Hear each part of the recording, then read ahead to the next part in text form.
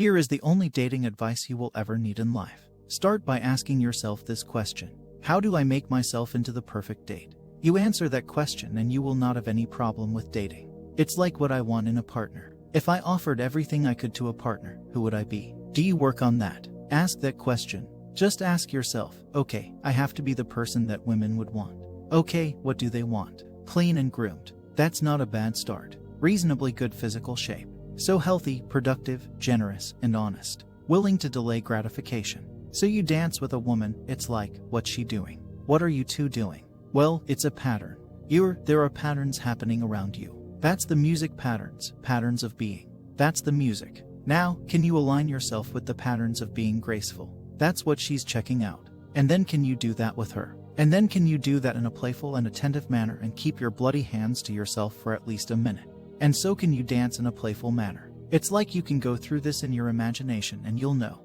And then you think, well, how far am I from those things? And the answer is usually, man, it's a pretty horrible abyss separating you from that ideal. But the harder you work on offering other people what they need, the more people will line up to play with you. And so it's the wrong question. It's like, how can I be the best partner possible? And then you think, well, if I do that, people will just take advantage of me. And that's the non-native objection, right? Because the naive person thinks, well, I'll be good and everyone will treat me right. It's like, the cynic says, no, I'll be good and someone will take me out. And then you think, well, what do you do about that objection? And the answer is, well, you factor that in and that's why you're supposed to be. What is it as soft as a dove and wise as a serpent?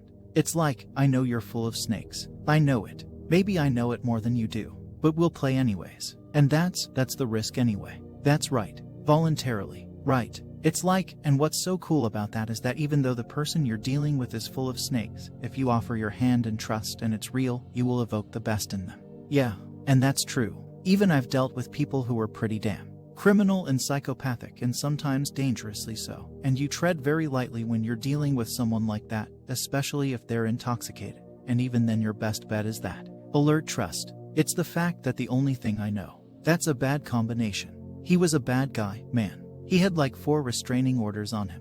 And restraining orders don't work on the sort of people that you put restraining orders on. And he used to be harassed now and then by, a bureaucrat in a bank with delusions of power. And he would say to them, he used to kind of act this out to me when I was talking to him. He'd say, I'm going to be your worst nightmare. And he meant it and he would do it.